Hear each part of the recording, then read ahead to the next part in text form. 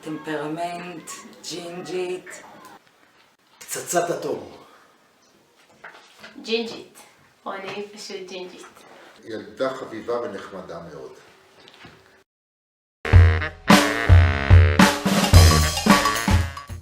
אני מקווה שהיא תהיה עורכת דין טובה ומוצלחת, ושלא נצטרך לקבל סיוע ממנה.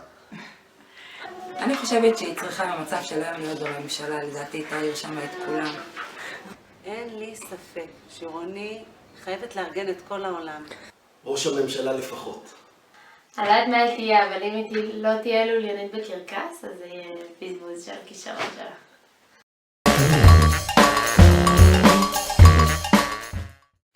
שרוני פעלתנית. נראה לי אם אני מנסה לחשוב פעם, ראיתי את רוני נחה. היא כזאת מהממת, פשוט כיפית. שובבות, פשוט שובבות. חביבה, חמודה, לא לוקחת ללב, ותמיד אפשר לצחוק איתה. היא מסוג הילדים שלא שוכחים. שמחה, יעילות, חמה, ילדה מאוד חמה. תמיד היא הייתה יודעת להגיד את המילה הנכונה במקום הנכון, ונותנת להרגיש טוב. לעזור, הכל בחיוך, באהבה. שנינות. שנינות? שנינות, כן, כן. לא יודעת, היא סופר יעילה, פשוט ברכה.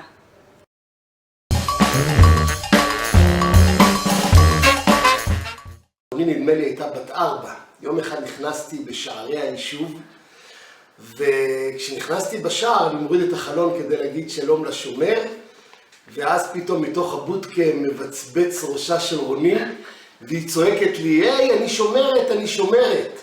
אמרתי לה כמובן, כל הכבוד, מצוין, אני באמת הרגשתי מיד שנכנסתי שמפלס הביטחון ביישוב עלה בכמה רמות. ואז שאלתי אותה, רוני, מצוין שאת שומרת, אבל תגידי, למה הבאתי איתך את אבא? אז היא אומרת לי, אני לא הבאתי אותו, הוא בא לבד. לישון היא לא אהבה, לאכול כן. תמיד היינו יושבים בארוחת צהריים, ככה בישיבת צוות, כל הילדים ישנים, ורוני נמצאת איתנו, עם הבנות, עם העובדות, עם המטפלות. זה היה תמיד ככה. תמיד כולם היו סביבה, היא תמיד בלטה מבין כולם, היא מסוג הילדים שאני עובדת כבר 14 שנה, היא מסוג הילדים שלא שוכחים. הסיפור הוא שתמיד בבית הכנסת, בתור ילדה קטנה, שהייתה יושבת לידינו עם אבי ואיתי, ותמיד היינו אוהבים לצחוק איתה, ואף פעם לא לקחה את זה ללב, והיא ידעה לזרום איתנו עם הצחוק, והמשיכה לחייך גם אחרי שהצלחנו לשגע אותה. רוני, מאז שבאמת עזבת אותנו, קשה לנו, את חסרה לנו, משעמם לנו בתפילה. התפילה היא לא אותו דבר, וגם באישור של הרב אתה מוכנה לבוא לבקר אותנו וחבל. היינו שמחים תשבי איתנו. רוני תמיד אהבה לעבור בהפסקה, לעזור לילדים אחרים שהם צריכים עזרה. אם היא הייתה רואה שאני עסוקה, היא הייתה עוזרת להם. הייתה מין עוזרת אישית שלי. אפילו במסיבת סידור הייתי צריכה לסחוב איזה קרטון ענק מהבית ספר עד המתנ"ס, ורוני מיד קופצת. המורה שר, אפשר לעזור לך? אמרתי, בטח, בוודאי.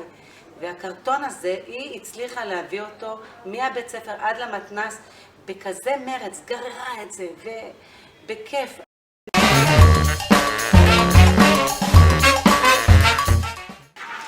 אני מאחלת לה המון המון מזל טוב, המון הצלחה בחיים, בריאות, ולאן שהיא תרצה היא תוכל להגיע. אני מאמינה בה.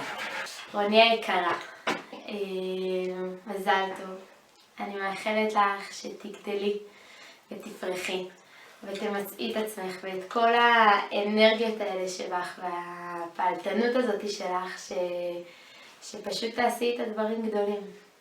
רוני המתוקה, מאחלת לך עד 120 שנה, מתוך בריאות איתנה, ותשתמשי בכל המיוחדות שבך והתכונות המיוחדות שהשם נתן לך לעבודת השם ולעשות דברים טובים לעם ישראל, כי יש לך את זה.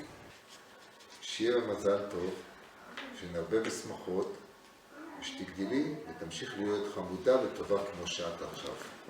אני מאחלת לרוני הרבה בריאות, ושתמשיך להיות שמחה, ושבעזרת השם, שכל מה שהיא תרצה, שהקדוש ברוך הוא יעזור לה, ושיהיה לכם נחת מהם, מכל הילדים.